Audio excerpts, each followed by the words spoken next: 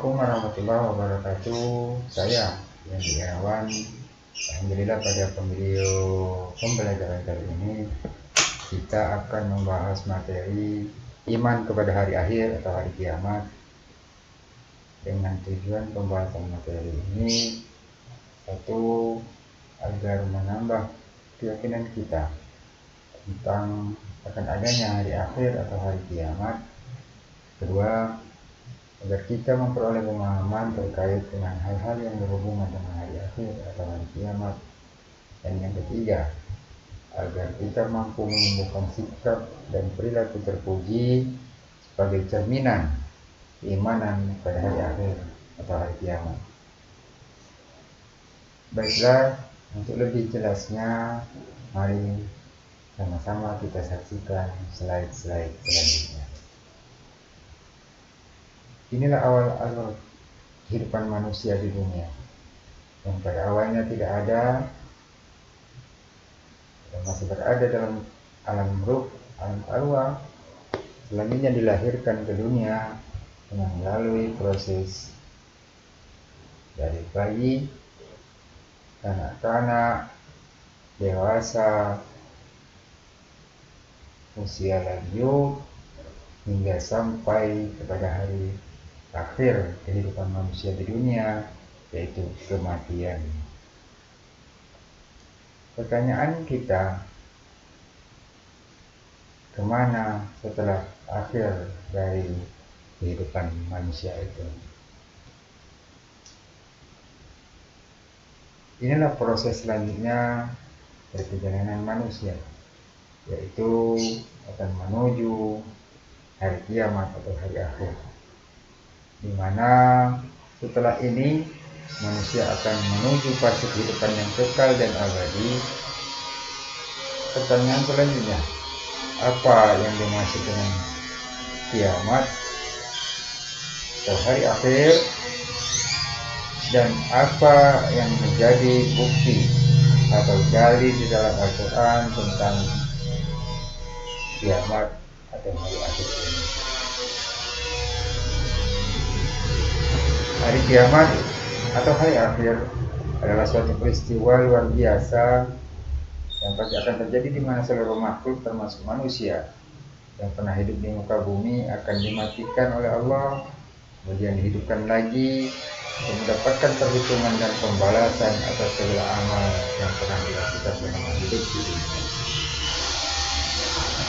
Sementara dari ayat Al-Quran yang menjelaskan tentang kiamat atau hari akhir seperti yang disebutkan di dalam Quran surat Thaha ayat 15 yang berbunyi, A'udzubillahi minasyaitonir rajim, innas sa'ata atiyatun akadu ukhfiha litujza kullu nafsin bima tas'a. Sesungguhnya hari kiamat itu akan datang, aku merahasiakan waktunya agar tiap-tiap diri itu dibalas dengan apa yang ia usahakan. Sementara jika disebutkan dalam Quran surat Al-Hajj ayat 7 tentang kebenaran akan datangnya hari kiamat, wa anna as-sa'ata atiyatun la raiba fiha wa anna Allaha yab'atsu man fil qubur. Sesungguhnya hari kiamat itu pastilah datang, tidak ada keraguan padanya, dan bahwasanya Allah membangkitkan semua orang di dalam kubur. Keimanan kepada hari akhir atau hari kiamat merupakan salah satu hal yang sangat penting, hal yang sangat pokok bagi setiap individu muslim, karena merupakan salah satu dari rukun iman yang 6, yaitu rukun iman yang kelima. Tidak adanya keyakinan dan keimanan akan adanya hari akhir memberikan konsekuensi yang fatal bagi seorang muslim, yaitu disamakan dengan orang yang murtad atau orang yang keluar dari agama Islam. Bentuk keimanan kepada hari akhir itulah yang menjadikan diri seorang muslim mendapat gelar sebagai orang yang muttaqin atau orang-orang yang bertakwa. Bagi agama Islam atau bagi seorang muslim, Hari kiamat atau hari akhir terbagi kepada dua macam. Yang pertama kiamat sughra dan yang kedua kiamat kubra.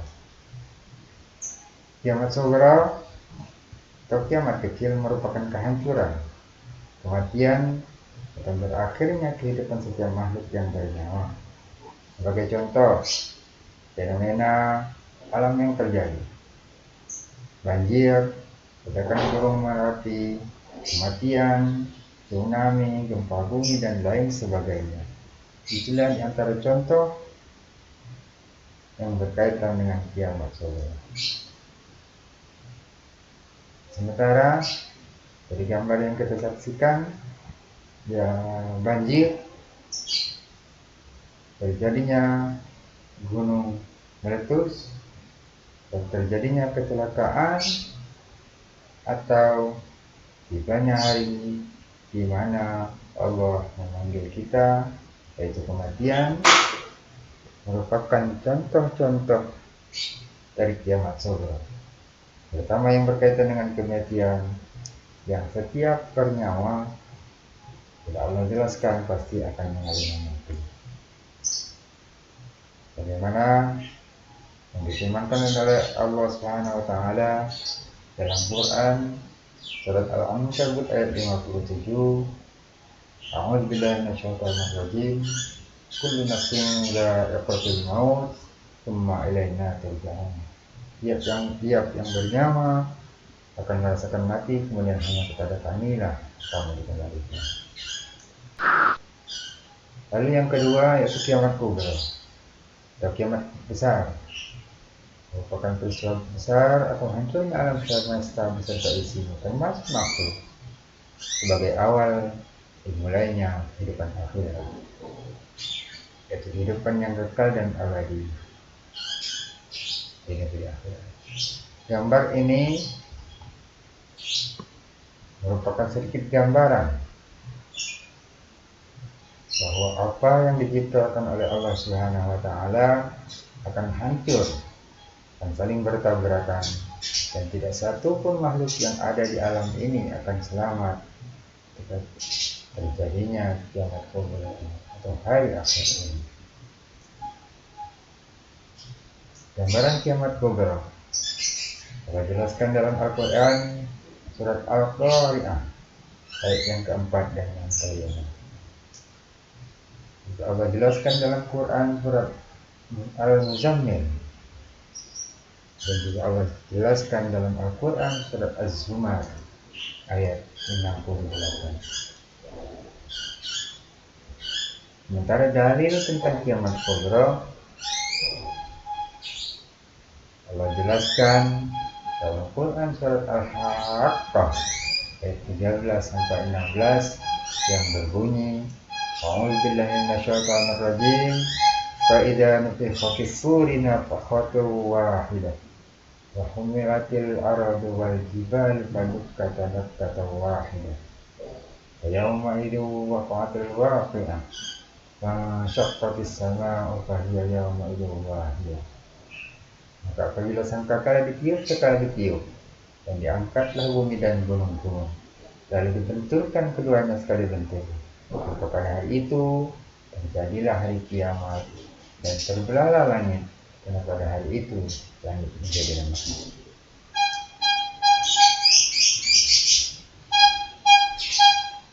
Sedangkan proses terjadinya kiamat diawali dengan tiupan sangkakala pertama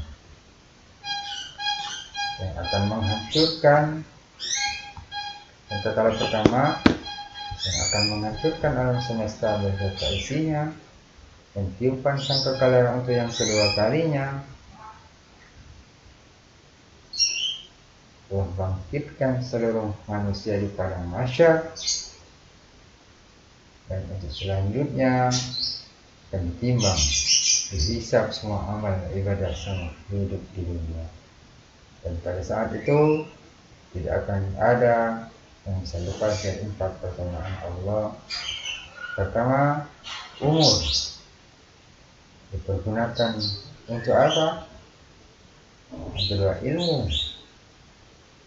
dengan ilmu tersebut dipakai untuk apa? Ketiga, harta, dari mana didapatkannya dan untuk apa dibelanjakan. Dan yang keempat, tubuh, untuk apa dipakai. Jadi yang diriwayatkan oleh At-Tirmidzi. Lalu setelah itu manusia akan terbagi kepada dua kelompok, yaitu manusia yang berhak memasuki surga dan manusia yang akan Allah kirim ke dalam neraka.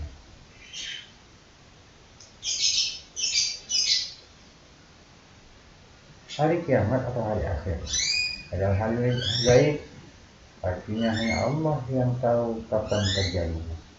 Namun manusia yang tidak memiliki iman berusaha untuk mengetahui, bahkan meramal akan terjadinya hari kiamat. Di antaranya seperti yang kita saksikan pada slide berikut ini. Dan di hari berbagai macam ramalan ini ada satu hal yang sangat fenomenal, ramalan yang paling fenomenal, yaitu ramalan kiamat yang dilakukan oleh bangsa Maya yang menyatakan kiamat akan terjadi pada tahun 2012. Pertanyaannya, benarkah yang tahu kiamat hanya Allah dan termasuk malaikat dan Nabi Muhammad pun tidak tahu? Jawaban atas pertanyaan ini disebutkan oleh Allah Subhanahu wa taala dalam Al-Qur'an surat Taha ayat 15. A'udzubillahi minasyaitonir rajim. Innas sa'ata atiyatun akadu ukhfiha litujza kullu nafsin bima kasabat. Allah juga memberikan gambaran tentang kiamat. Dari wahyunya dan Rasulullah SAW hanya menyebutkan tanda-tandanya melalui pesan wahyu Allah yang diterimanya dari Allah, yang disebutkan dalam Al-Quran surat Al-Zalzalah ayat 1-6 dan Al-Quran surat Al-Qari'ah ayat 1-5.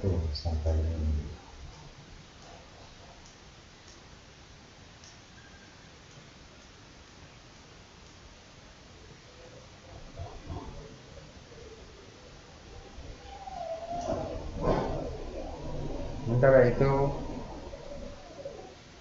hari kiamat yang kita ketahui mempunyai banyak nama dan sebutan yang memberikan gambaran dan penjelasan akan hal-hal yang sedang yang akan terjadi pada hari itu. Antaranya Yaumul Qiyamah, yaitu hari kebangkitan, As-Sa'ah, waktu, Yaumul Akhir, hari akhir, Yaumuddin,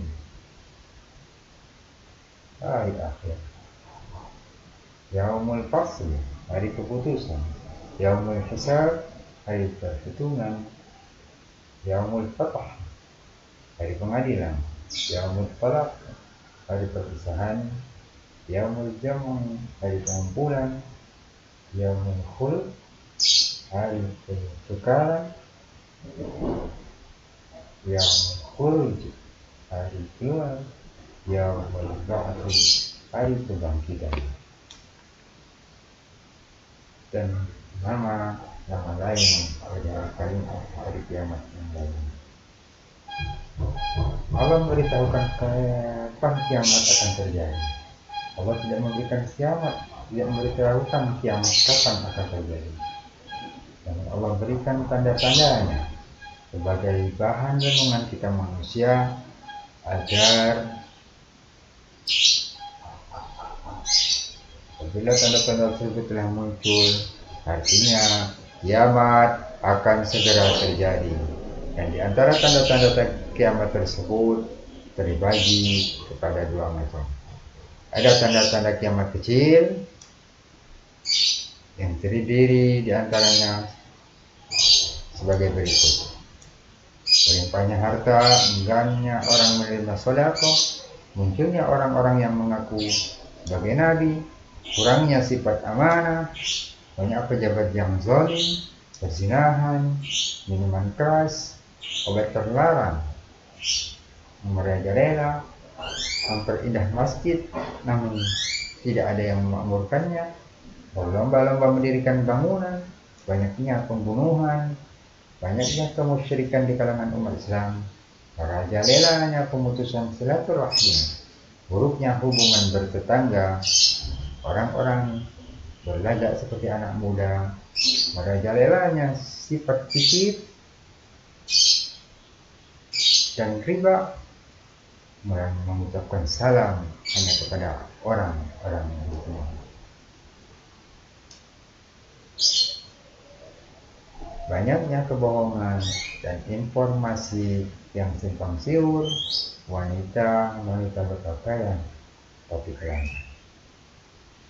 Sementara tanda-tanda kiamat besar akan munculnya binatang yang melata dari perut bumi yang bisa berbicara dengan bahasa manusia yang disebut dengan Dabbatul Arab. Lalu yang kedua, turunnya Imam Mahdi. Yang ketiga, munculnya Dajjal. Yang keempat, turunnya Isa alaihissalam. Yang kelima, datangnya bangsa Ya'juj wa Ma'juj. Yang keenam, terbitnya matahari dari barat. Yang ketujuh, lenyapnya Al-Quran dari mushaf dan hati manusia. Kedelapan, hancurnya Ka'bah di kota Mekah. 9,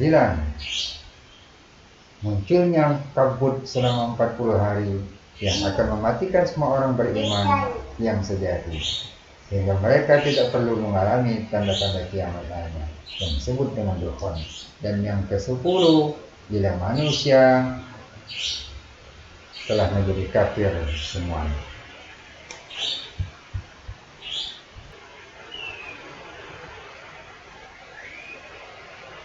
Hadis Rasulullah SAW menjelaskan tentang tanda-tanda kiamat besar.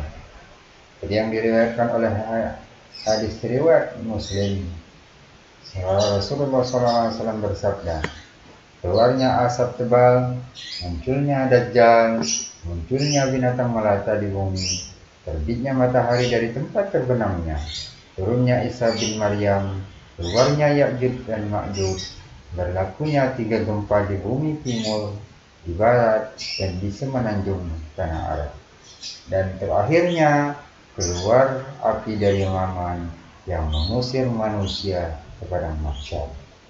Dalam hadis Nabi dijelaskan tentang tanda-tanda kiamat besar. Inilah alur kehidupan manusia.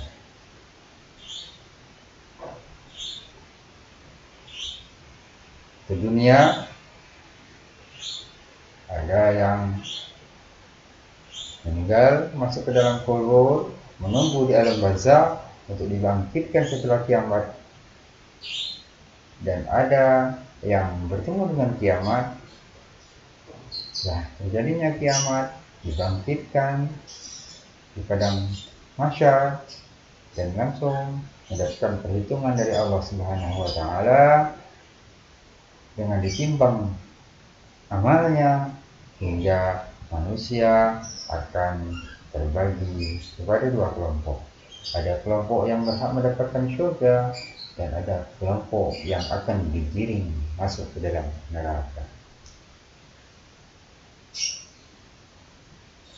Yaumul Ba'ats, artinya hari kebangkitan semua makhluk yang bernyawa yang telah mengalami kematian atau kebinasaan dalam peristiwa kiamat. Yaumul Mahsyar, itu hari di mana semua manusia akan berkumpul pada suatu tempat yang sangat luas. Jadi diberi keputusan oleh Allah Subhanahu wa taala mengenai amalan-amalan yang dikerjakan selama hidupnya. Yaumul Hisab, hari perhitungan atas segala amal manusia selama hidup di dunia. Yaumul Mizan, artinya timbangan amal. Maksudnya setiap manusia akan diperiksa dan dihitung amal perbuatannya untuk diketahui amalan yang baik dan buruk. surga, jadi yang kita ketahui bagi seorang muslim, yakin kepada adanya surga dan neraka merupakan salah satu pokok kunci keyakinan seorang muslim.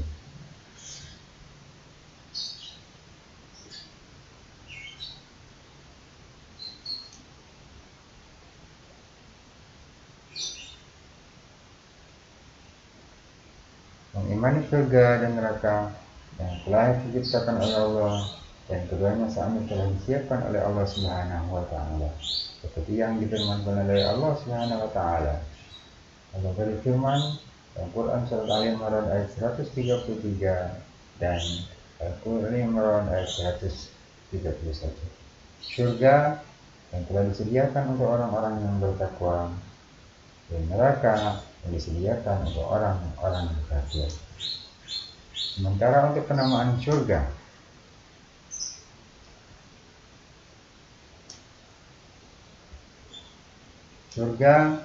secara bahasa artinya kebun atau al-bustan, atau kebun di dalamnya terdapat pepohonan. Artinya surga adalah satu tempat yang nikmat, yang menyenangkan, yang disediakan bagi orang-orang yang bertakwa dan beramal saleh. Sedangkan tingkatan surga terdiri atas 7 tingkatan. Yang pertama Darussalam, negeri keselamatan, yang disebutkan dalam Quran surat Yunus ayat 25. Yang kedua Darul Khuldi, negeri yang kekal, yang disebutkan dalam Quran surat Qaf ayat 34. Yang ketiga Jannatun Na'im, surga yang penuh kenikmatan, yang disebutkan dalam Quran surat Luqman ayat 8. Yang kelima Al-Firdaus, Allah sebutkan dalam Quran surat Kahfi ayat 108, surga ma'wah, surga Adnan, dan surga dari Bawah. Surga Firdaus Allah ciptakan dari bata perak, bata emas, dan bata permata yakut, dan bata permata jabal. Pantainya kasuri yang diperuntukkan bagi mereka yang berjuang di jalan Allah. Yang kedua, surga Darussalam yang terbuat dari permata yakut merah, yang diperuntukkan bagi orang yang suka melakukan salat, menyempurnakan salatnya, dan menyempurnakan wudhunya ketika hendak salat. Yang ketiga, surga ma'wah yang terbuat dari permata zabarzah hijau, diperuntukkan untuk mereka yang menunaikan zakat sedekah. Dan yang keempat, surga khuldi yang terbuat dari permata marjan kuning, yang diperuntukkan bagi mereka yang berbuat baik, menurut kebaikan dan juga keberkatan. Yang kelima, surga Na'im terbuat dari perak putih, yang diperuntukkan bagi mereka yang tidak memperbudak hawa nafsu. Yang keenam, surga Darul Maqam yang terbuat dari emas merah, yang diperuntukkan bagi mereka yang melakukan ibadah haji dan umroh karena Allah. Dan yang ketujuh, surga alam yang terbuat dari mutiara besar atau gudrat putih, yang diperuntukkan untuk mereka yang membutuhkan matanya dari yang haram dan melakukan kebaikan. Inilah gambaran surga dan kenikmatan-kenikmatannya. Allah sebutkan dalam Quran surat As-Sajdah ayat 17. Berjalan jika kalian mau, tak seorang pun mengetahui berbagai nikmat yang menanti dan indah di pandang mata. Disebutkan dalam hadis riwayat Bukhari, Rasulullah SAW bersabda, tempat cemeti di dalam surga lebih baik dari dunia dan seisinya. Juga disebutkan dalam Quran surat An-Nisa ayat 13. Dan siapa yang taat kepada Allah dan Rasulnya, setelah Allah masukkan ke dalam surga yang mengalir di dalamnya sungai-sungai, sedangkan mereka kekal di dalamnya, dan itulah kemenangan Islam. Sementara pintu-pintu surga disebutkan dalam hadis riwayat Muslim. Jarak pintu surga dengan pintu yang lainnya sepanjang perjalanan 40 tahun. Dan akan datang suatu hari ketika seorang yang memasukinya harus berjamaah. Tingkatan surga sudah dijelaskan dalam hadis Rasulullah SAW yang diriwayatkan oleh Bukhari dan Muslim. Bangunan surga disebutkan di dalam Al-Quran surat Az-Zumar ayat 20 yang berbunyi, jadi orang-orang yang bertakwa kepada Tuhannya, mereka mendapat tempat-tempat yang tinggi, di atasnya dibangun pula tempat-tempat yang tinggi. Juga disebutkan di dalam hadis tentang bangunan-bangunan surga. Antara buah-buah surga disebutkan oleh Allah Subhanahu wa taala dalam Al-Quran surat Al-Waqiah.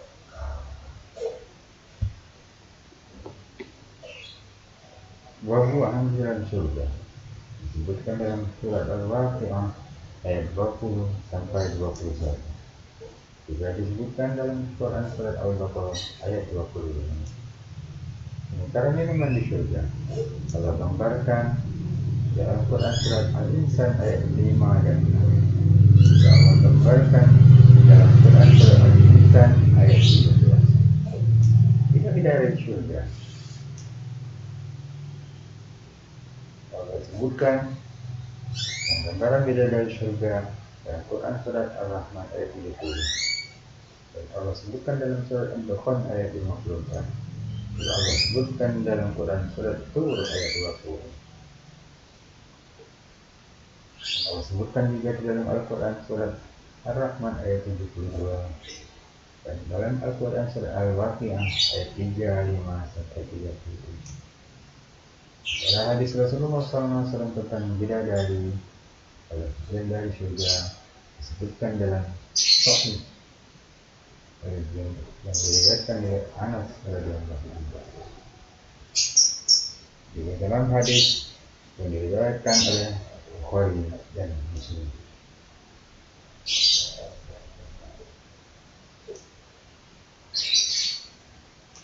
Gambaran nikmat surga pertama dapat melihat Allah Subhanahu wa taala. Makanannya yang lezat-lezat, minumannya yang enak-enak, pakaiannya yang indah-indah. Gerak wajahnya selalu berseri tanpa mudah. Tempat istirahatnya di atas pemadani. Malaikat menyambut dengan ucapan keselamatan atas kamu berkat kesabaran kamu.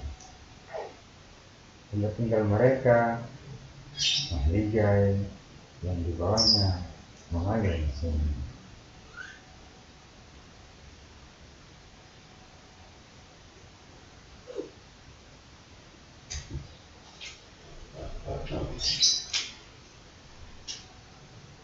Sementara neraka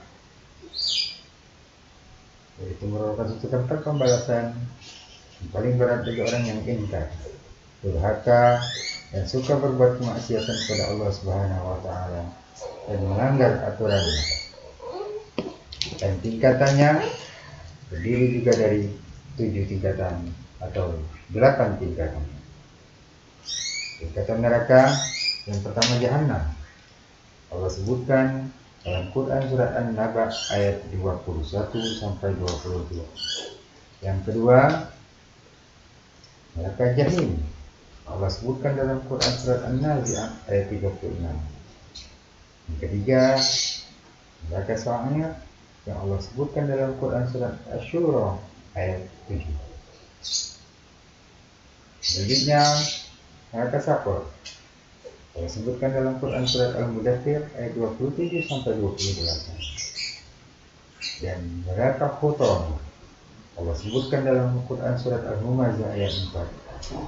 Dan terakhir neraka Hawiyah yang Allah sebutkan dalam Quran surat Al-Qari'ah ayat 8 sampai 11. Neraka, penamaan neraka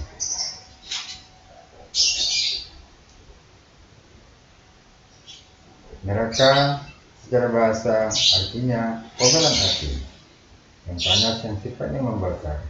Sementara secara Islam bermakna tempat yang disiapkan oleh Allah SWT untuk orang-orang yang menjalankannya. Seperti yang disebutkan dalam Quran surat Al-Ahzab ayat 64. Sungguhnya Allah melaknat orang-orang kafir dan menyediakan bagi mereka api yang menyala. Antara nama-nama neraka dan para penghuninya. Neraka Hawiyah diperuntukkan bagi orang-orang yang munafik, orang-orang yang kafir, keberadaan dan berada di dasar neraka. Yang kedua, neraka Jahannam diperuntukkan bagi orang-orang yang memperturutkan hawa nafsu, yaitu nafsu hawanya dan syaitan. Dan diperuntukkan bagi orang-orang yang melampaui batas. Dan diperuntukkan bagi orang-orang yang musyrik kepada Allah. Diperuntukkan bagi orang-orang yang selalu mencintai dunia dan mengutamakannya daripada Allah SWT. 3. Neraka Sakor diperuntukkan bagi orang-orang yang bakhil,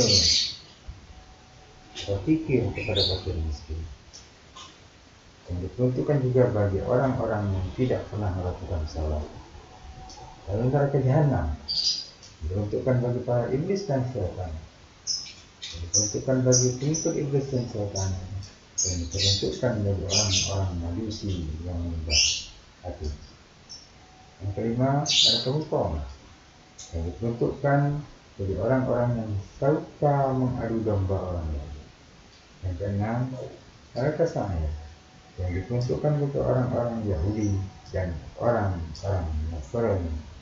Juga diperuntukkan bagi orang-orang yang suka membohongi ayat-ayat Allah. Yang ketujuh, neraka Wail atau neraka Lazar yang diperuntukkan bagi orang-orang yang melalaikan dan meninggalkan salat. Diperuntukkan bagi umat Islam yang melakukan dosa-dosa. Antara pintu neraka, Allah sebutkan dalam Quran surat Al-Hijr ayat 44. Dan kedalaman neraka Allah sebutkan di dalam hadis yang diriwayatkan oleh Muslim. Hadis riwayat Muslim dari Abu Hurairah. Pada bahan bakar neraka Allah sebutkan dalam Al-Quran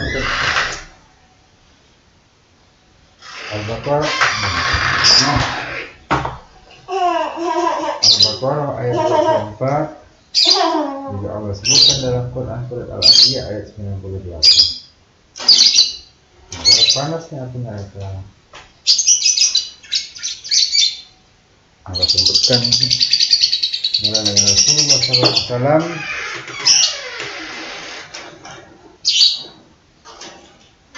awal sabdan.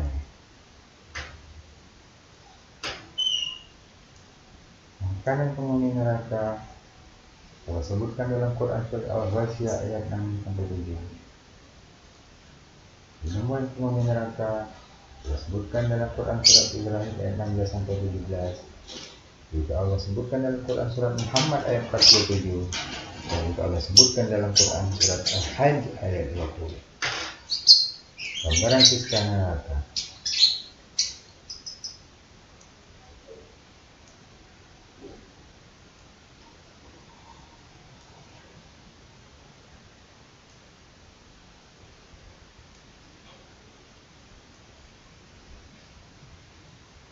Fungsi iman pada hari akhir.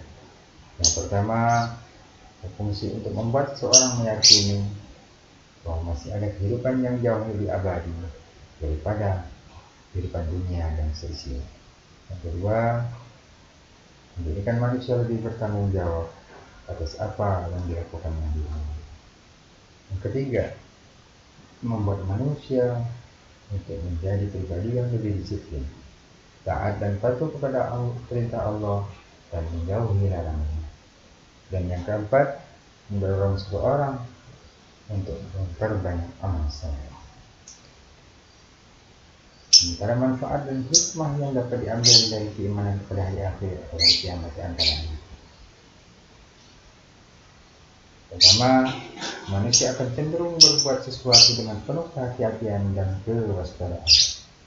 Yang kedua, manusia akan berbuat disiplin dalam beribadah kepada Allah Subhanahu wa taala. Yang ketiga, memiliki pandangan hidup optimis atau penuh pengharapan bahwa Allah akan memberi balasan sesuai dengan janji.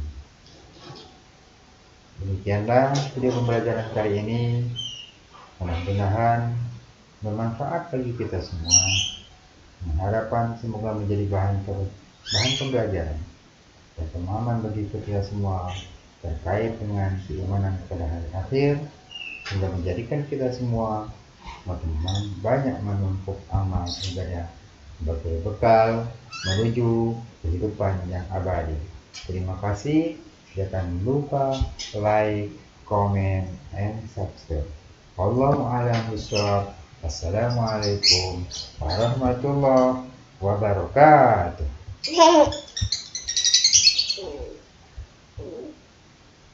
Nah, besok ini mau pergi. Alhamdulillah.